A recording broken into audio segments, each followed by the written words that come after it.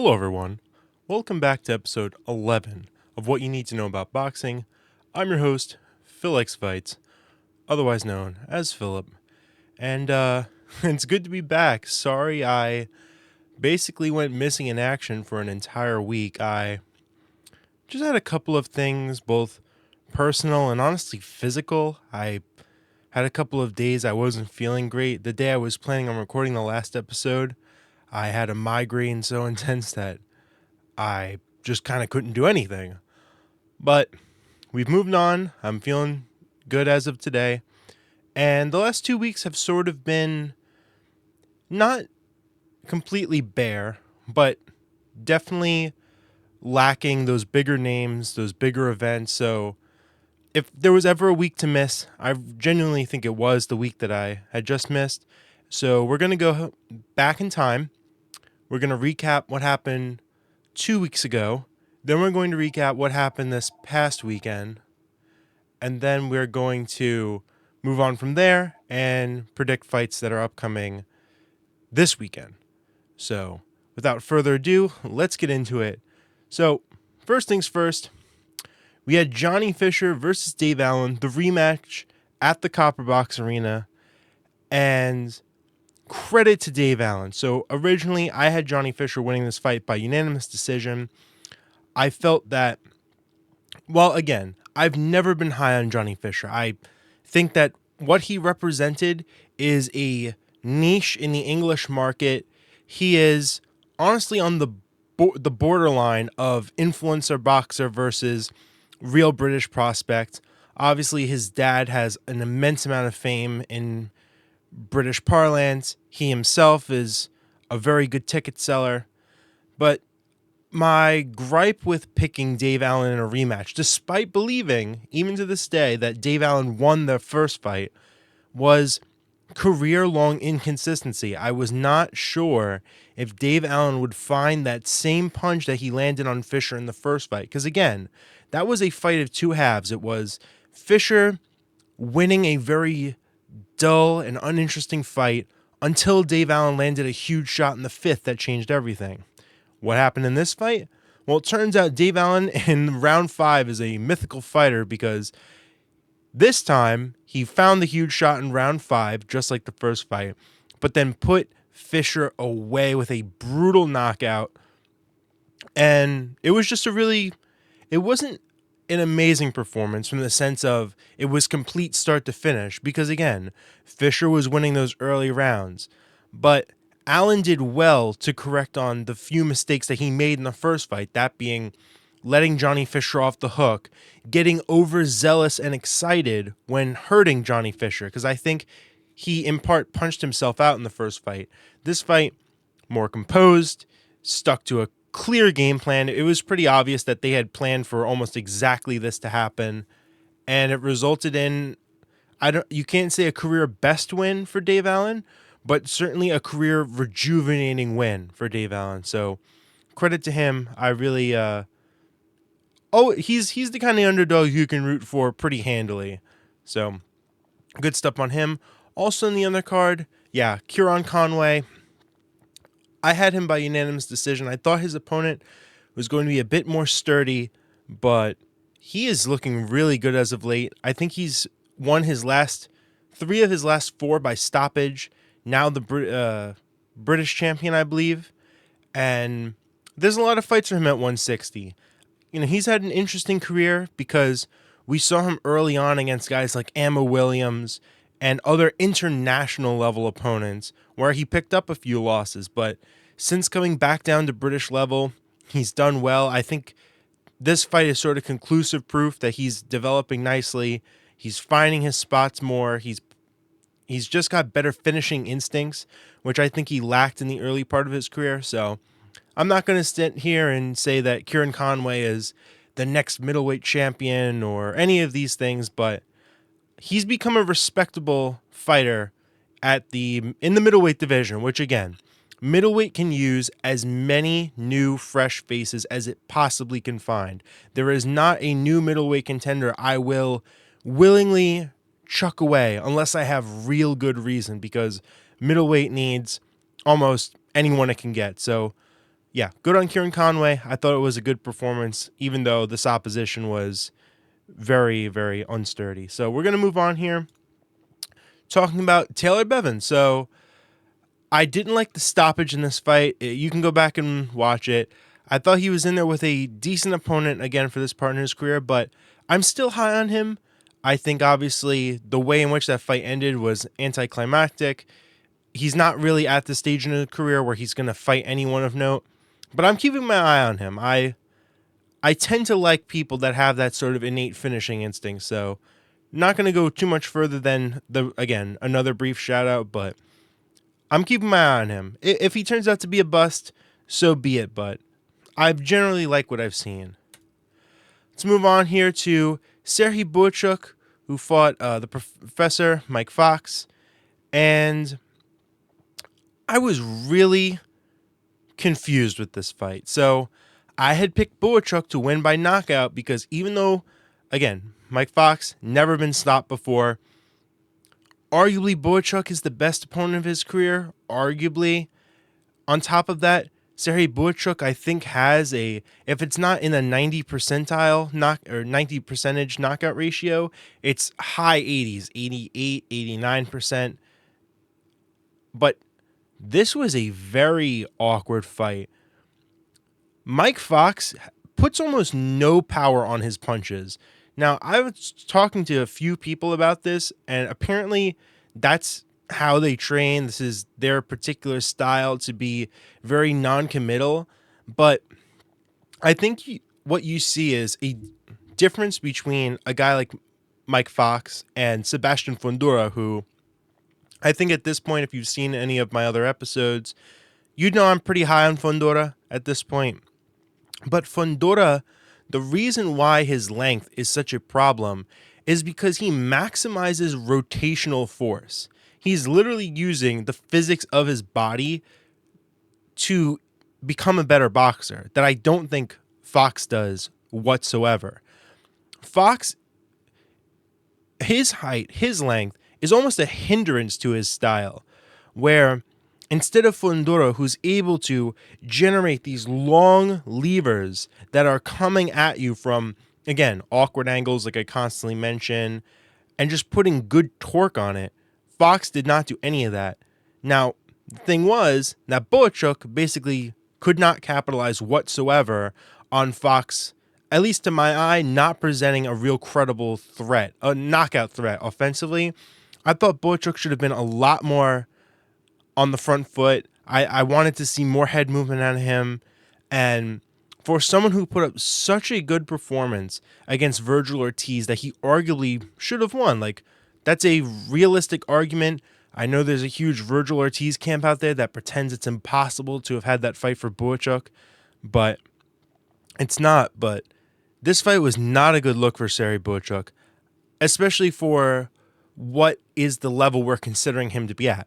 We're considering his level to be at the Sebastian Fundora, Tim Tszyu, Israel Madrimov, Virgil Ortiz, like the top 10 of 154. But the thing is, with how deep 154 is, the second that you have a couple of performances, you're not in the top 10 anymore. So I think Bohachuk still makes the top 10 for me, but I did not like this performance whatsoever, especially when his style is come forward, attack, attack, attack. And against Fox, who just presented a little bit of trickery, he could not get around it. So I'm not going to harp on this forever, but I was really, really disappointed in that performance. Moving on here, let's talk about Mizuki Hirura. Picked up a unanimous decision win. Good fight, fun for what it was. I like her personality a lot, which, again, boxing isn't all about personalities in this, but if you saw the outfit that she walked to the ring to, in fact, I didn't pull it up, but let me see if I can find it here, because, again, I think another way that we can help promote women's boxing, beyond just the fights being incredible and, good action fights like Amanda Serrano and Katie Taylor have been putting on, is generate a spectacle, be a point of interest. And I cannot find... Are we serious right now? I can't find this ring walk outfit? Hold on. let's see. I'm not going to spend any more time on this if I can't find it. But here we go. Here we go. Okay, let me get this. Okay, let me see here. Okay, just look at this for a brief moment. Let's see. Look at this ring walk outfit. A big, giant felt heart, the angel wings. She looks like a little bell. I don't know. I thought that this was very interesting. I really enjoyed this. I think it's very creative. So, yes, the fight was good. I rate her skills. I think that she could position herself, especially with Tom Loeffler, to be a bigger name coming in the future. I imagine that she'll probably be able to move up a couple divisions in her career, but good stuff. I enjoyed that performance. Anything else? Oh, right. Omar Trinidad on that card was not happy at all with his performance, too. I don't know what was going on between. So Trinidad and Bohachuk arguably are two of Tom Loeffler's best action fighters. They put on super aggressive performances. They come forward. They look to attack the entire night. And Omar Trinidad was not in there with one of his better opponents, at least based on everything I researched, everything I looked up. I thought he should have dealt with him handily. Again, because it has been 2 weeks. Let me refresh myself on who that was exactly. I should have probably. Yeah, this guy, Alexander Espinoza. Yeah, Espinoza is not better than Mike Plania, who Trinidad had a better performance against. He's not better than Hector Andres Sosa, who he had a better performance than. I don't know. I also didn't like that performance.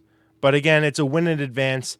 Omar Trinidad is in a really good position right now with the WBC Continental Americas title. So I understand that he's in a position where you sort of survive and advance each fight and then hope to get a big phone call, but didn't like that performance. Let's move on, though. Let's talk about over the weekend. So, these things are all going to pop up. But look, I didn't make predictions. I guess I could tell you what I was expecting, but I kind of like that this show is a clear and undeniable record of what my predictions were. So I can't just miss a week, come back and say, see guys, I knew Essuman was going to do the upset, because I have no record to prove that. But let's get into it. So Josh Taylor, one of my favorite fighters. Like, let's just say that from the jump. In fact, hold on. We're going to break the fourth wall here. Hold on 1 second. Okay, here we go. Look at this. Look at this. You ready? This is from the Josh Taylor Teofimo Lopez card. I went there as a proud and unashamed supporter of Josh Taylor. I was like, Josh Taylor's going to stop Teofimo, all this stuff. Look, obviously that didn't come to pass, but that is to say I am a huge fan of Josh Taylor. I respect a lot of what he did at 140 pounds, what he's done for Scottish boxing, all the rest. But this fight was always dangerous for me. When you have a guy like Echo Essuman, who I've heard people want to pretend that Essuman is this guy who is pure British level, basically, and that's just not true. Echo Essuman, before he lost, so let's go through this. Echo Essuman has one loss. That is to Harry Scarf. Well, what did Harry Scarf do after he beat Essuman? Scarf boxed Karen Shukadzian for the IBF mandatory position. So Echo Essuman was one fight away from potentially getting a world title opportunity. He was ranked very highly in like 3 of the 4 sanctioning bodies for several years. The man, let's see, what else here? What I believe, let's double check because I don't like to say incorrect things. Yeah, and then since then, fought Ben Vaughn and Owen Cooper, 2 undefeated younger men for that WBO European welterweight title. I mean, the belt doesn't really matter there. But on top of that, he made several defenses of the British title. He had a lot of accolades coming into this fight. Yes, he's 36, but again, not had that big opportunity. Josh Taylor's been there. He's been at the championship level. I expected that this was going to be a very hard fight for Josh Taylor, who, again, even though I do think the weight was bothering him at 140 pounds, I've never fooled myself into thinking that Josh Taylor is some sort of massive, daunting 140 pounder. I'm sure 140 is very hard for him to make, but it's a difference between that and someone like a Bud Crawford at 140 who very nicely filled into 47. On top of that, Josh Taylor has been woefully inactive. If we just go through his resume here, so he fought over the weekend. Before that, his fight against Jack Catterall was exactly a year to the day, almost. Okay, so he fought May 24th, then May 25th of the year prior. Then he fought Teofimo Lopez June 10th of the year before that. And then he fought Jack Catterall originally February 26th, 2022.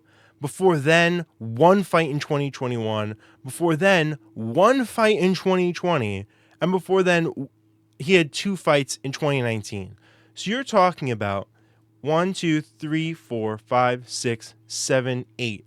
8 fights in the last 6 years. If you want to compete at any sort of elite level in boxing, doesn't have to be the world championship level, but it has to be a certain respectable level, whether that's international level, European level, even British level. Honestly, you cannot average less than a fight and a half every year. What are we doing? So I don't know if that's Josh Taylor's management problems, if it's promotional problems, I don't know what it is, but the man was a gigantic name during this stretch. I don't know if it was, it's likely a money issue, right? This is what most things boil down to. But he needed to be fighting more often because the second that he hit his athletic decline, it instantaneously broke down and dissolved whatever left he had of his career. So Josh Taylor does not seem to be done with fighting. Everything he said from the post-fight interview to just his demeanor, he didn't say anything in a post-fight interview, but he put out a post-fight comment on his social media platforms. He seems to want to fight on. My question is, for what?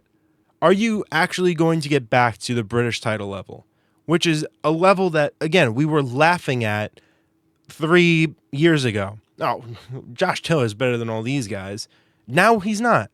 Now we have no idea where he's at, but we don't know what his floor is, but we know his ceiling. His ceiling is now European level, and that's being quite nice.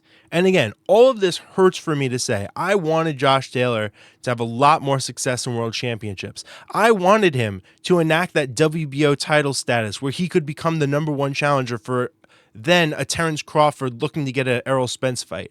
I wanted all of these things for him. Now, obviously, Terrence Crawford's a whole different ballpark, but I wanted him to be in big spectacles, big spotlights, and the way that his career has panned out these last few years has been nothing short of tragic. But this is nothing against Echo Essuman because Taylor had... So let's get into the fight because I'm so passionate about the career and everything leading up to it. Let's actually talk about the fight itself.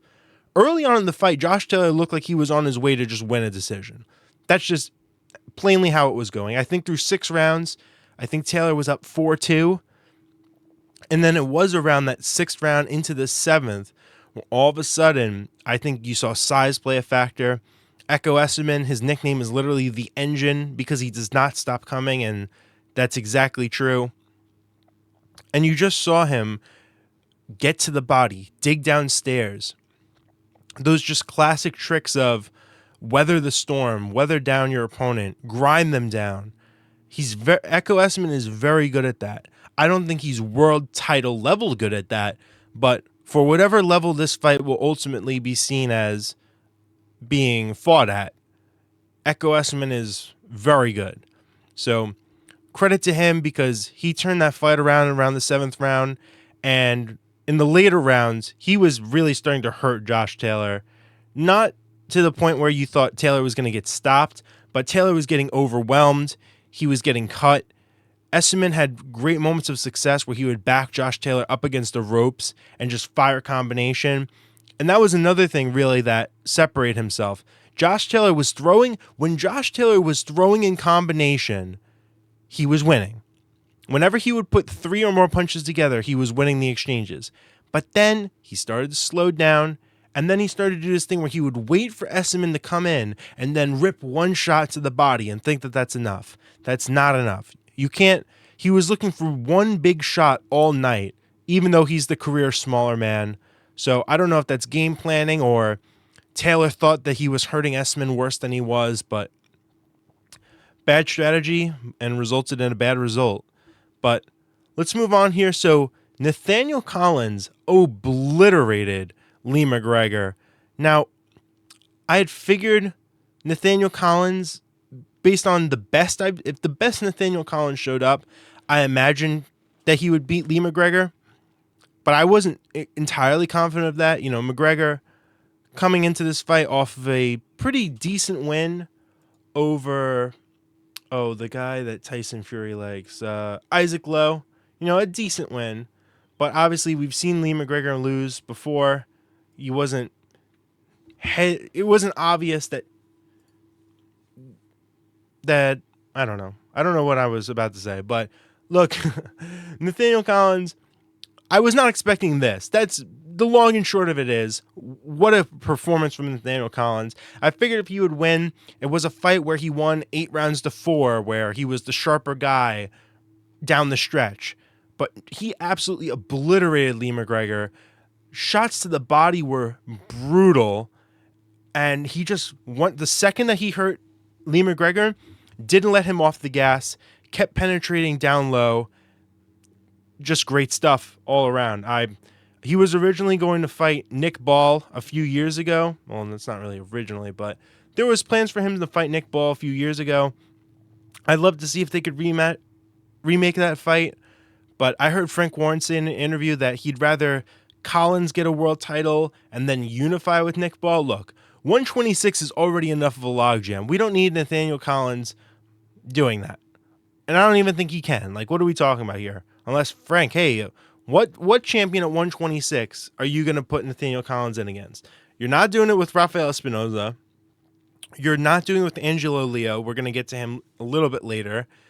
So that leaves Stephen Fulton. I don't think we're making Nathaniel Collins Stephen Fulton. I just don't.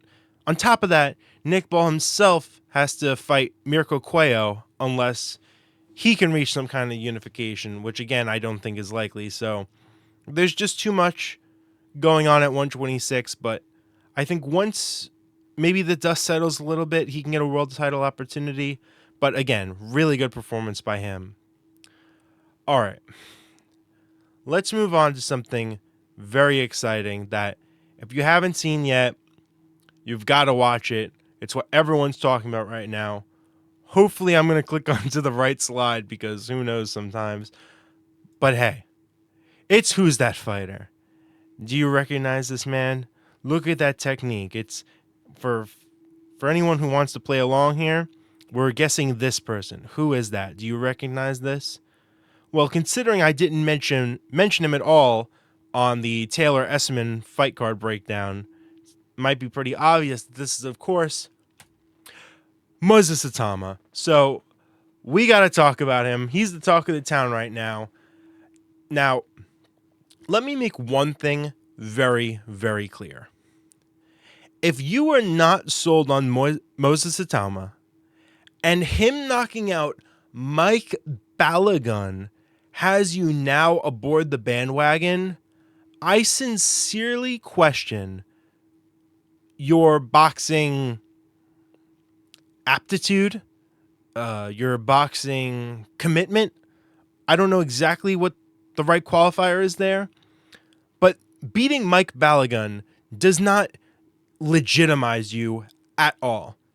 Now, why am I so animated and ready to talk about Moses? Well, it's just because it's an excuse to talk about him. This win does not symbolize anything more than let's talk about Moses ITAUMA again, which I will because I think he's great. So a lot of people go, oh, he's just 20. We saw the whole spiel with Jared Anderson where, again, he was the next great heavyweight and that fell apart.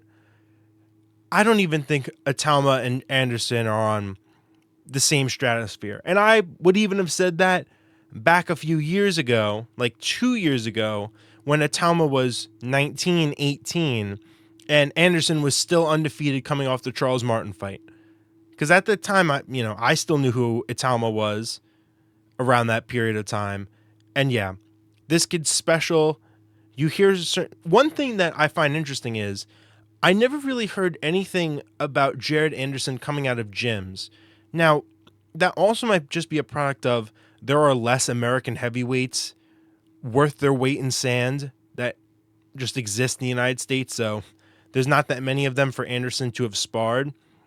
But he did spar Tyson Fury, but there was no real conversations of, what happened in that camp. Did Anderson get the better of him? You hear a lot about what ITAUMA is doing to really respectable people in the gym. And the gym isn't everything, of course, but he's 20 years old. The way that he puts punches together, blistering hand speed, real blistering hand speed. I had to hear so much propaganda from Top Rank and the like about how fast Jared Anderson was. Jared Anderson is not fast. You know what Jared Anderson was? Imagine that all of your life, you wheel yourself around in one of those cars that they use in, what is it? Oh, don't let the comparison fall completely apart here. What is the cave? Oh my goodness. I'm not even going to say this out loud for lack of embarrassment here. The Flintstones. Okay. Here we go. We've got it prepared now. You know how the Flintstones, they get around in those rock cars where they use their feet to propel themselves? So let's say that is the average heavyweight that Anderson was fighting in terms of speed. So here comes Jared Anderson in a golf cart, and you're like, wow, look at how fast Jared Anderson is. He's way faster than all these people that are using their feet to propel the car forward. He's on a motorized golf cart. Look at how blistering of hand speed he has. Moses ITAUMA, on the other hand, is, while you watch other people on their golf cart, he comes around in a V8 engine. I think that's a kind of engine. I'm not a car guy whatsoever. But here he comes in a sports car. We'll make it more simple. Boom, down the track. That is the difference in hand speed. It's really easy to get sucked into a prospect on the level of a Moses ITAUMA. But I think he's really at a point where I won't pick him to lose until he loses. And that's a very fun spot to be in. Now, we've seen this with heavyweights before. I think the most apt comparison is Mike Tyson. Not because of the fighting style, but just Mike Tyson was never a better fighter than he was before the age of 25. Now, yes, on average, are they better with age? Yes. Can heavyweights be older than any other weight class and still perform at an elite level? Yes. But that does not mean it could very well be the case. This is basically the theory I'm pondering here. It can very well be the case that ITAUMA in the next few years will be the best ITAUMA we've ever seen. Because who's to say that a 30-year-old Moses ITAUMA, who's been fighting for the last 10 years, taken extra damage, maybe put on even more weight, who knows? Might be slower, worse reaction time. I think that we've seen enough from him against really Dempsey McKean that I think that was the real eye-opener. Of course, before that, he fought the man from Poland. I believe that's correct. Let's see here. Mariusz Wach, yep. Those two, I think, are more respectable opponents than Mike Balagun. And I think you let him off the leash. It's already been pretty much confirmed that ITAUMA is not going to go through the typical route of a British prospect where you get him to an area title, then an English title, then Commonwealth, then British, then European. He's already the number one contender in the WBO, for, Christ's sake. So I think we can move on beyond those talks and let's get him in a big fight. Now, the real narrative, everyone's hounding about Moses ITAUMA versus Martin Bakole. And sure, let's make that fight next. Now, the thing is, I've heard it, oh, but Bacoli also beat Anderson, this and that. I would have picked, if you showed me Martin Bacoli after he beat, oh goodness gracious, who was it? Takam? Yeah. So Bacoli after he beat Takam, and ITAUMA when he was 19 or whatever. You say, give them 3 years time, who wins? I would have picked ITAUMA. Now, everyone would have laughed at me and said, but don't you understand? Martin Bacoli is the next George Foreman. He's so unstoppable. Nobody will beat him. Now that he's coming off of a loss and a draw, now everyone can say, that Martin Bacoli, he was never that great. Meanwhile, I took, at least me personally, took so much agita online from people when I didn't admit that Martin Bacoli was the next coming of the great big George Foreman and he wasn't going to knock out Usyk and all these ridiculous things that I never believed even when he was coming off the win to Jared Anderson. So, sure, you want to make a Martin Bacoli fight next? ITAUMA will stop him, I think, relatively easily, but it would be a big name. The Brits still seem to really rate Martin Bacoli for whatever reason. So that would be big. So let's see about that fight next, honestly.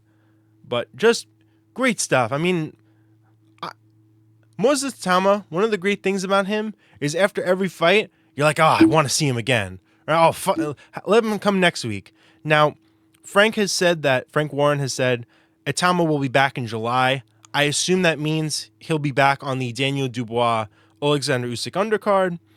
And given the nature of his ranking, number 1 in the WBO, I think his next opponent will probably be Nelson Heisa. Heisa is pretty highly ranked in the WBO. He's an Albanian heavyweight. I believe he's 40 years old, but he is undefeated. He's with Queensberry. He's been fighting on those Box Nation shows, I believe they're called. And I imagine that'll be his next opponent.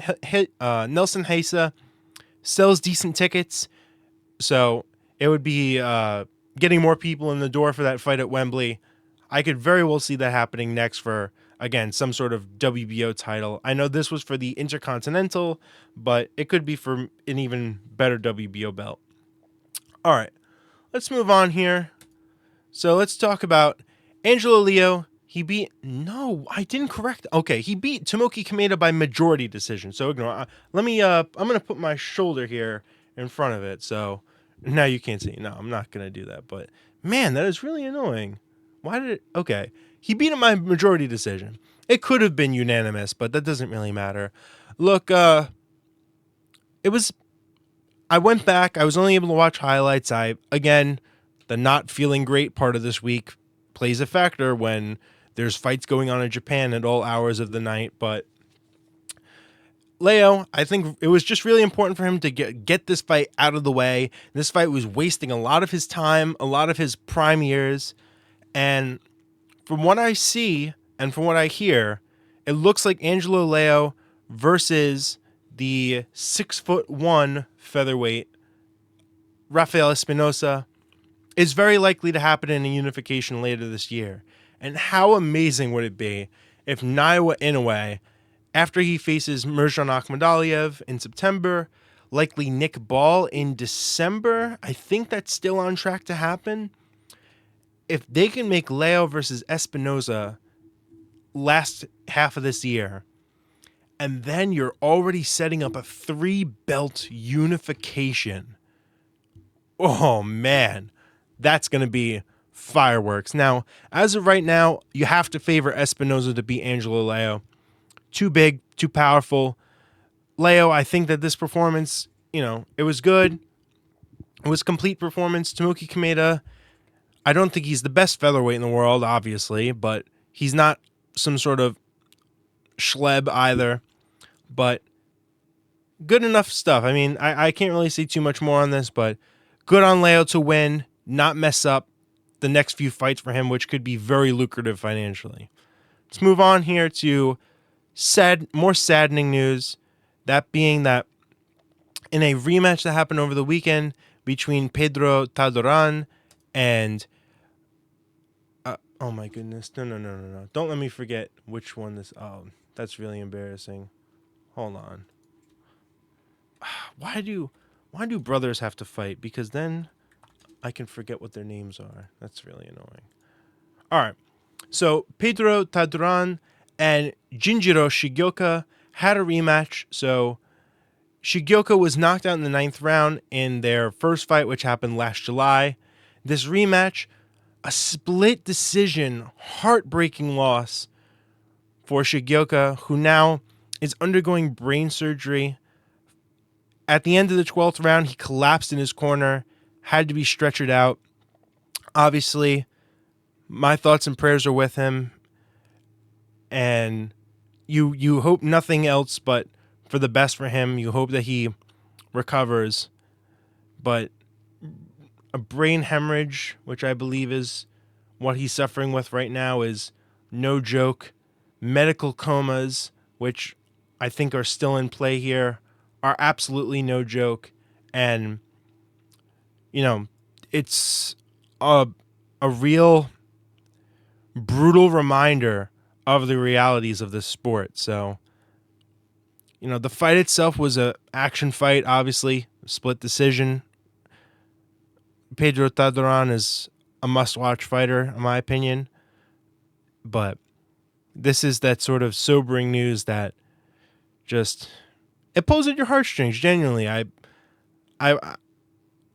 put this slide in the show. I wasn't thinking about it too much earlier today, but as I'm just thinking about it again, you really feel for him because, again, even in this photo here, he's in agony. I can't imagine what the recovery process is going to be. And arguably, he's never going to become world champion now. He had 2 shots at the title versus Taduran, came up short both times. He can climb his way up the ladder, but are you going to do that now when you're potentially dealing with lifelong brain damage? It's heartbreaking, genuinely. So, from a somber note, I'm going to move on here because we've got a lot to talk about upcoming this weekend. Sticking with Japanese boxing, we've got the IBF Super Featherweight World title. This was vacated by Anthony Kakachi to pursue a fight with Lee Wood. So here he comes. This is Eduardo Sugar Nunez taking on Masanori Rikiishi. Rikiishi had one of the best fights of the last year, knocking out Michael Magnesi in the 12th round in a stellar comeback win.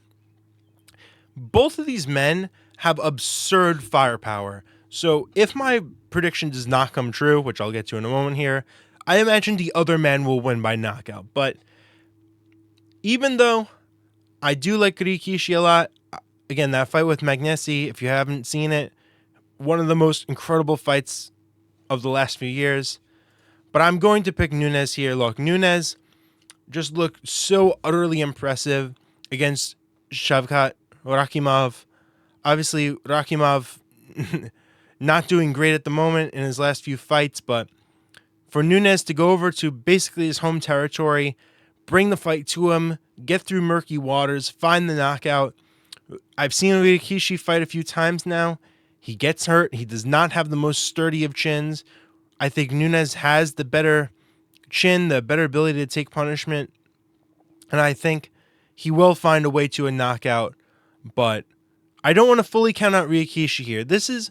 It's one of those weird fights where I think it's about 60-40, 65-35 for Nunez, but if Rikiishi wins, I expect Nunez to be unconscious.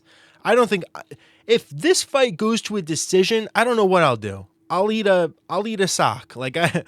Genuinely, this fight should be all action. It should be intense, and it is happening as of time of recording tomorrow, which is why I wanted to get an episode out today so I would have an official prediction on the ledger here. Also on this undercard, Yoshiki Taikei, he's taking on, oh my god, I am normally pretty good at not butchering names. He's taking on Yutapong Tongdi, a undefeated contender out of Thailand. I don't tend to trust these undefeated Thai fighters. I understand that some of them are quite good. Some of them can pull off big upsets. But again, I just can't trust any of these. I'm just looking through his resume again briefly. 7-1. These are his opponent's records. This is again Tong Di. 7-1, 3-7-1, 31-14-1, a debutant, another debutant, 4-2, 5-0, 25-15, 6-7, and another debutant, and then I could keep going on. Where is he getting any championship level experience? How is any of that going to prepare him for a world title?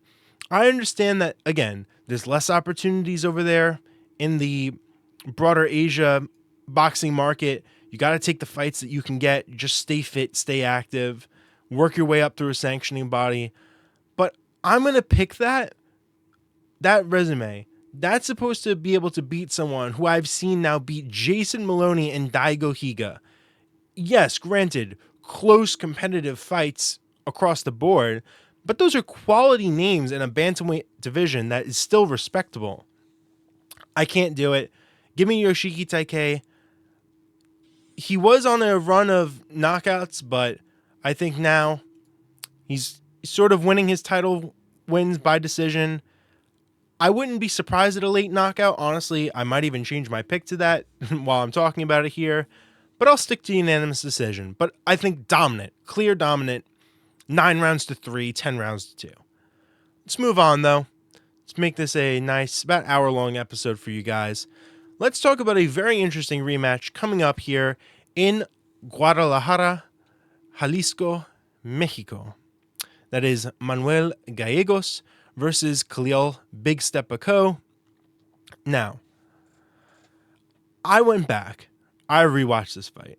Also, by the way, my shirt kind of matches the background. I'm like camouflage. But okay. Hold on. Sorry, that was distracted. I went back. I watched the first fight. Khalil Coe in the first 3 rounds looked like this was going to be the easiest fight of his entire life. Then round 4 happens and Khalil Coe falls off a cliff. So I know that early on in his career, he had serious conditioning issues. That's why he had that draw in his first couple of fights. The weight cut was absolutely brutal for him. They said, oh, he fixed his weight cut. He's got a nutritionist. I'm not so sure of that. I think he still has weight problems. I think that fight, the reason why it played out the way it did is because of those underlying weight issues where if a fight gets tough, you're up against a sturdy guy in Gallegos who's hammering you to the body. All of a sudden, your conditioning fails on you and you have no gas left in the tank. And I'm going to have to back a repeat here. Normally, I would pick, the A side, he got upset. It was sort of fluky or something. I'll pick the revenge. No, I'm picking this. Gallegos to win by knockout again. Khalil Coe has got to show me something very impressive if he wants to win this fight. Because again, he looked phenomenal in those first 3 rounds.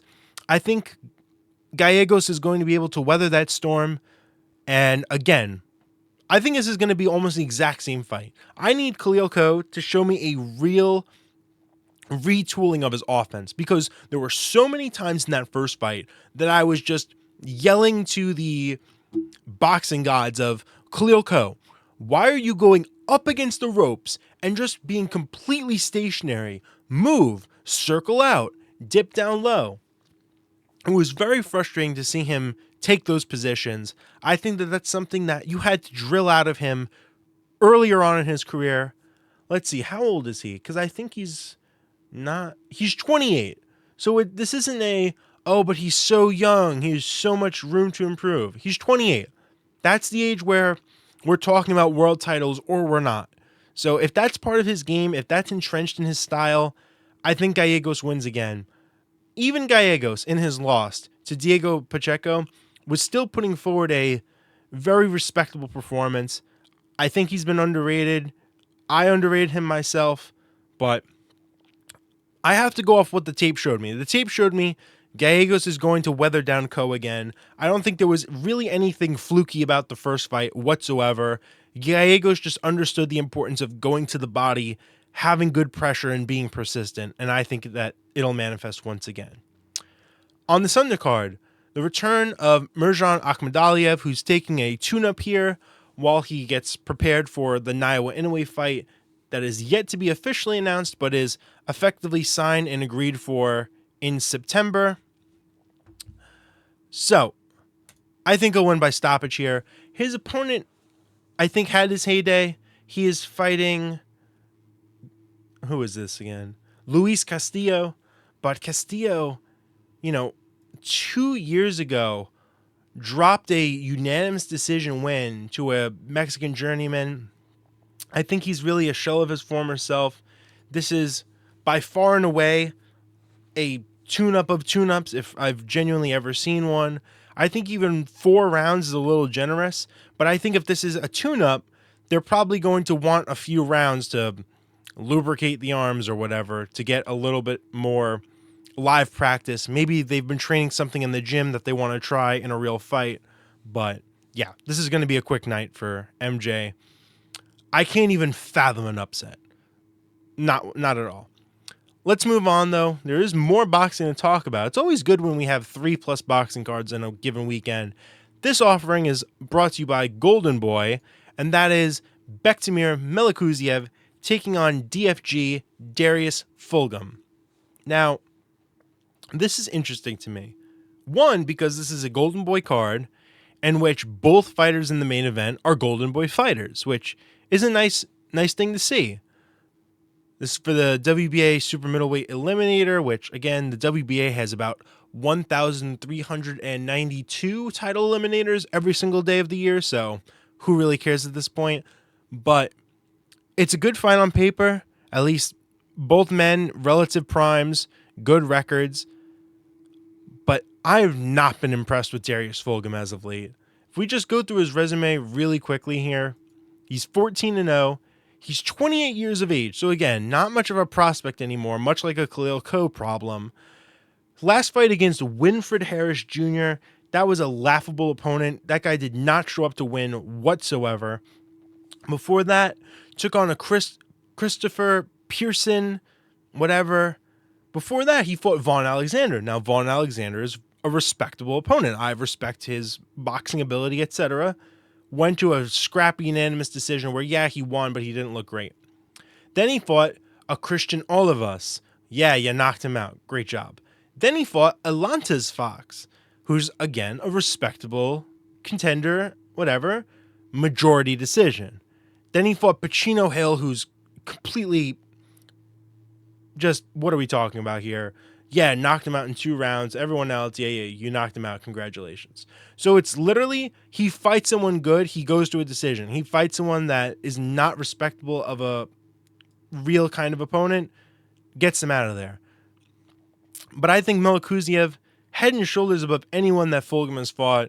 Yes, Melikuziev got knocked out by Gabe Rosado, but again, I think Gabe Rosado's reached way higher heights than Darius Fulghum. I don't even think that that's a contestable statement. Give me Melikuziev to win by clear-cut unanimous decision. I don't think that he'll stop Fulghum. I think Melikuziev has not been really putting together knockouts as of late. Had the split decision over David Stevens last time out, which was not a good look. Not a good look against Pierre Debombe, if I'm being honest, either there. But he's finding the ways to win. Maybe this is a sneaky fight where he hasn't looked good in his last 2 fights, and here's Darius Fulghum to capitalize on a fading Bektimir Melikuziev, which is on the table, no doubt. I'm just not going to pick that to happen. I'm going to pick Melikuziev. If Fulghum rises to the occasion, credit to him, but I just don't see it. Also on this card, another fight of note I'm going to give brief mention to, that being the fight between Eric Priest and Luis Arias. I'm going to pick Eric Priest here to win by unanimous decision. I think this is a good step up for him. Luis Arias, respectable opponent, got stopped by Erickson Lubin a few years ago, but he's a respectable contender in and around the 158, 160 division. I expect that Eric Priest will win, but again, Arias only been stopped by Erickson Lubin. He's a good fighter. I think this will be I think this is a good bit of matchmaking. Priest will learn a lot from this fight. And then finally, arguably the biggest offering of the weekend, Caleb Plant is back. Jermall Charlo is back. So of course, they're fighting each other. No. So, Caleb Plant, he's back against Armando Resendiz. Jermall Charlo, he's back against Thomas Cornflake Lamana. Let's get into it. So, Armando Resendiz got stopped by Elijah Garcia. If it wasn't last year, it was the year before. I mean, we can double check this for the sake of accuracy's sake. Let's see here. So, Resendiz got stopped by Elijah Garcia in September of 2023. I've really been reconsidering what losing to Elijah Garcia means for your career prospects. Elijah Garcia has not looked good at all recently, like whatsoever. You're losing to him at middleweight. Caleb Plant is a fully fledged super middle that could even have success at light heavyweight. I think this is a very clear tune-up bout. Obviously, the plan is if Plant wins, if Charlo wins, try to make that fight later in the year. So I think Caleb Plant is going to win, and he'll win by stoppage. Caleb Plant is actually a pretty efficient finisher in his career. Sometimes he'll have to go to a decision, but I don't think his NDEs will be that durable. I expect Plant to win by knockout. Also on this card, Jermall Charlo taking on Thomas Lamana. I'm going to go with Jermall Charlo by decision. I don't like how he's looked. Much like my gripes with Josh Taylor and his inactivity, Jermall Charlo has fought, let's go to the tapes here. Fought once in 2023, once in 2021, once in 2020, twice in 2019, then he fought pretty regularly before then. So in the last 5 years, he's fought 3 times. That is not an active fighter. That is not a world championship level of activity. This is now another tune-up after the Jose Benavidez fight. Thomas Lamana is not durable. Let's just make this very clear. So he's 39-5-1. He's lost 3 times by knockout. He got iced by Arislan Lara in the first round. He's put together a decent win streak since then. No one of the caliber of even a woefully inactive Jermall Charlo. But I think Jermall Charlo is going to be so much physically bigger than Lamana. I don't think Lamana can put a dent in him if I wanted to pick the upset. I think Charlo will just win a decision. Maybe he'll get the knockout if he's really been putting together a real training camp. My bet is on that's not been happening. But I just think he'll have enough boxing skill and size to just win a decision where he wins. It'll be a lot like his last fight against Jose Benavidez, a much smaller man who makes it a kind of a fight, but Charlo just wins all the moments. Also on this card, Yo-Yo Hernandez, which apparently that's his nickname, but also known as Yoenli Hernandez, the Cuban undefeated middleweight. He's taking on Kyron Davis, who's coming off of a great upset win over Elijah Garcia. This is an interesting fight. Again, always need more contenders at middleweight. But I'm just not so sure how much I'm valuing that upset win Kyron Davis got over Elijah Garcia. Like, obviously, good win, keeps your career alive, keeps you on the right track. But I've heard a lot of good stuff about this guy, Yoenli Hernandez. Normally, I don't tend to overrate these less than 10 fight Cubans that pop up every now and again because they are all over the place. Like, genuinely all over the place. But I'll pick this one. I'll pick Hernandez to win by unanimous decision. He looks really sharp. He looks really crisp in a lot of his movements that I've seen him do. I'll pick him to win here, but I'm curious to see how this plays out. Is Kyron Davis too much of a step up? Is Davis going to be able to hold back Hernandez? But again, Davis, like all these other guys, woefully inactive. Why are we doing 1 fight per year? Ridiculous. And then also on this card, the superstar, the budding superstar, Kermel Moten, he's back against Reni Viamante Mastrapa at lightweight against a Puerto Rican opponent. Moten's just really good. Really, really good. Knockout in the 4th round. Nothing too controversial there, but if Kermel Moten's fighting, I feel like you got to at least talk about him. And I believe that's everything, right? This will just go to the thumbnail. Yeah, so thank you for watching, everyone. Glad to be back. Hopefully we'll be a little bit more consistent coming in the future. And with a weekend really as stacked as this one upcoming, I'm pretty sure it will be. So I will see you all, hopefully this time, next week. Bye.